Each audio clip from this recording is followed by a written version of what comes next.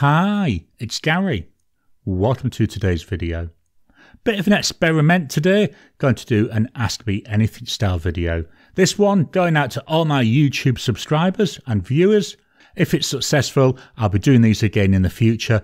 Looking at doing them monthly, but they'll be for members only. So 3 questions. Let's jump on in and look at them.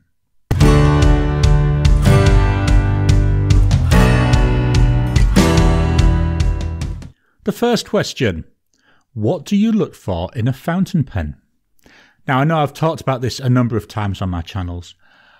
When I started back in 2020, to be honest, I was looking at cheapness. You know, I couldn't afford a lot. I was looking at a little bit on the size because some pens are just too small. And as time's gone on, my tastes, obviously they've changed and they've developed. At the start, I was buying a lot of Chinese pens, and most of them have got extra fine or fine nibs. That was the only choice available, and it was fine. I was quite enjoying that. But as time went on, I started exploring nibs. So now I tend to go more for a broad or a 1.1 stub. Really into the stubs at this moment. So my tastes have gone up in terms of the line width. You never know though, in the future it may change and I may go back down to fine and extra fine because I still do enjoy using them. I used to also buy loads of different pens. You know, I would go on AliExpress and it was a case of, oh, that's a Jinhao 100 in that pattern. I don't have that. I'm going to get that. I like the look of it. I've stopped doing that now. So what I'm doing is, you know, when I'm getting pens, certainly with the cheaper Chinese ones, what I'm tending to do is just get maybe 1 or 2 of each pen model. And I only go for colours that I really like because I don't need 5 Jinhao 100s anymore and get away with a couple of them as good examples of what they are. This again may change in the future.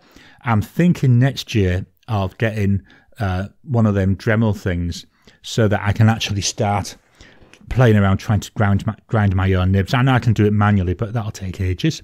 So that's just something I'm toying with.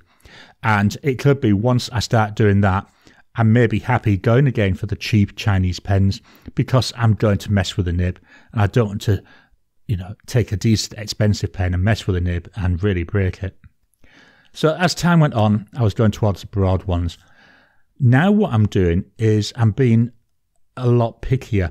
So the last couple of years I've been running a theme for all the pens that I buy. Well, not all, most of the pens I buy. The majority of the pens I'm getting, they are made by Australian makers. So they're handmade pens and they're made here in Australia. I've still been buying some other ones. You know, in the last year I've bought the Visconti Homo Sapiens for an example. I've got an Opus 88 Omar. Where is that? I think that's handy. Yeah. So I'm still buying non-Australian pens, but my main focus is on Australian pens. And my focus is on pens that bring something to me. So with the Omar, I like the colour of it. It's just nice. With the Visconti, it's the material. It's just unusual material. Plus, it's such a beautiful writing pen. So the whole idea is, or the whole thing I'm looking at now is, rather than cheap pens, I'm buying still cheap pens, but I'm only buying them when there's something about them which is essentially filling a hole in my current collection, or it's just something different or something unique. So yeah, that's what I look for when I'm buying a fountain pen.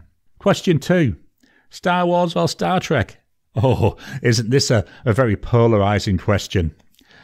I love them both. I love watching the stuff. I watch virtually everything that comes out from these 2 universes. My preference is Star Trek, though. Love my Star Trek. There was a period of time, over about 5 years, I think it was, when I was watching a Star Trek episode every single day. It's what got me into computers from being a little kid, just to be like Mr. Spock. So, yeah. Definitely Star Trek, but I still love Star Wars. And I'm really liking some of the new Star Wars ones. I liked Ashoka. We've just had, what was it called now? The Acolyte. I really liked that. and it's a shame they're not going to make a second season. Hopefully they'll do something though to carry on from that story. So yeah, Star Trek, but I'd still love Star Wars. Question number 3, physical books versus ebooks. Another bit of a polarising one, isn't it? I love reading. I've got paperbacks, I've got hardbacks, I've got the large paperbacks, and I also use ebooks. And I was saying to my wife yesterday, this year I've read 20 books so far, and it's the start of October. My preference now is actually for ebooks. So I've got a Kobo reader. It's a little one, about the size of an Amazon Kindle, very similar to a Kindle. I do have a Kindle as well, but it's an older version. And I just love reading on there. It's light. I can sit there, and just read. I can pop it in my pocket and just read. It syncs to my phone, to my iPad. So if I'm out and about and I've got some time, I could actually pull out the iPad app or the phone app and sit and read as well. I find the Kobo, I think it's a 7-inch model, just the right size. It's just perfect.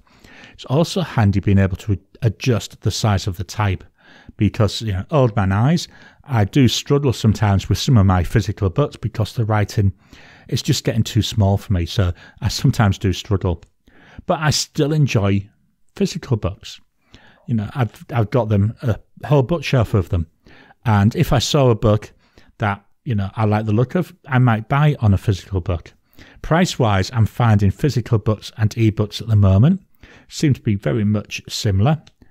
But yeah, if I was to make a choice, I would go for the ebook. I just love reading on that Kobo. So that's my first Ask Me Anything type of video. Did you enjoy it? Is it something you'd like me to see doing more often?